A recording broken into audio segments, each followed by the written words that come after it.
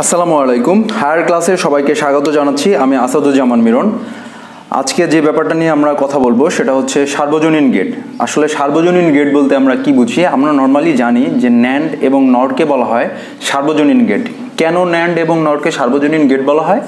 কারণ ন্যান্ড এবং নট দিয়ে অন্যান্য সকল গেট, যেমন অর, অন্যান্য মৌলিক গেট বলতে আমরা কি জানি? অর, নট, হ্যাঁ, তারপর হচ্ছে অ্যান্ড, এরকম ন্যান্ড দিয়ে অর, নট, ন্যান্ড এগুলো বাস্তবায়ন করা যায় এবং নট দিয়েও অন্যান্য যে গেটগুলো আছে সবগুলো গেট বাস্তবায়ন করা যায়। তো আমরা আজকে দেখব কিভাবে ন্যান্ড দিয়ে অন্যান্য গেটগুলো বাস্তবায়ন করা যায়। আমরা প্রথমেই দেখি ন্যান্ড গেট দিয়ে কিভাবে অর গেট বাস্তবায়ন করা যায়। সো আমাদের এখানে কি বলছে? আমাদের এখানে বলা হয়েছে ন্যান্ড দিয়ে অর গেট বাস্তবায়ন করতে হবে। তো অর গেটের সমীকরণটা আসলে কি? আমরা জানি অর গেটের সমীকরণ হচ্ছে a প্লাস বি। তো আমাদের ন্যান্ড গেট দিয়ে এই a প্লাস বিকে বাস্তবায়ন করতে হবে।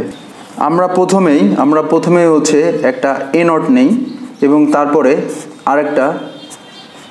আরেকটা চলক নেই, সেটা হচ্ছে বি নট।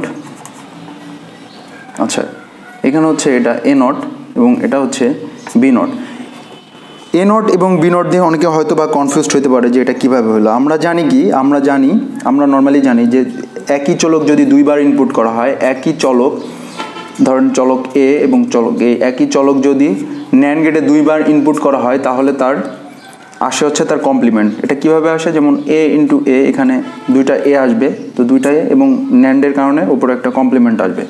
তো কমপ্লিমেন্ট আসার কারণে এখন আমরা দেখি যে এ ইন্টু এ, এখানে দুইটা এ আছে, তো দুইটা এ থেকে কিন্তু আমরা অবশ্যই একটা এ লিখতে পারি এখানে এবং কমপ্লিমেন্টের কমপ্লিমেন্ট লিখতে পারি। এবং আমরা ইনপুটটাকে খেয়াল করি, এখানে দুইটা ইনপুটই সেম, তো দুইটা ইনপুট এভাবে আমি অ্যানালগ ওয়েতে না লিখে আমরা কিন্তু স্মার্ট ওয়েতে লিখতে পারি যে এখানে একটা এ এবং তার সাথে একটা এ দিয়েই দুইটা এর কাজ কমপ্লিট করতে পারি। তো সো এভাবে আমরা প্রথমে হচ্ছে এ নট এবং তারপর হচ্ছে বি নট দুইটাকে নিই এবং দুইটা এ নট এবং বি নটকে যদি আবার আমরা ন্যান্ড করি তাহলে কি আসে? এখানে এ নট আসতেছে এবং তার পাশাপাশি এখানে আসতেছে বি নট এবং দুইটাই গুণ আকারে থাকবে এবং তার উপরে নট থাকার কারণে আসবে কমপ্লিমেন্ট। আমরা এখানে একটু লিখি এ নট বি নট এবং তার উপরে আসছে কমপ্লিমেন্ট। তো তার উপরে চলে আসছে কমপ্লিমেন্ট। আমরা এটাকে দেখে কার মতো মনে হচ্ছে? অবশ্যই আমাদের ডি মর্গানের যে উপপাদ্য পড়ছি, ডি মর্গানের উপপাদ্যের মতোই লাগতেছে। এই ডি মর্গানের উপপাদ্যে কী ছিল? এখানে আমরা জানি যে ডি মর্গানের উপপাদ্যে এ ইন্টু বির উপর যখন নট থাকে তো সেটা কি আসে? A not plus B not. So এটা আমরা এখানে অ্যাপ্লাই করে দেখি। আমরা যদি এই সম্পূর্ণটাকে এ এবং এই নট সহ সম্পূর্ণটাকে বি ধরি তাহলে কি আসতেছে? তাহলে আসতেছে A not plus B not.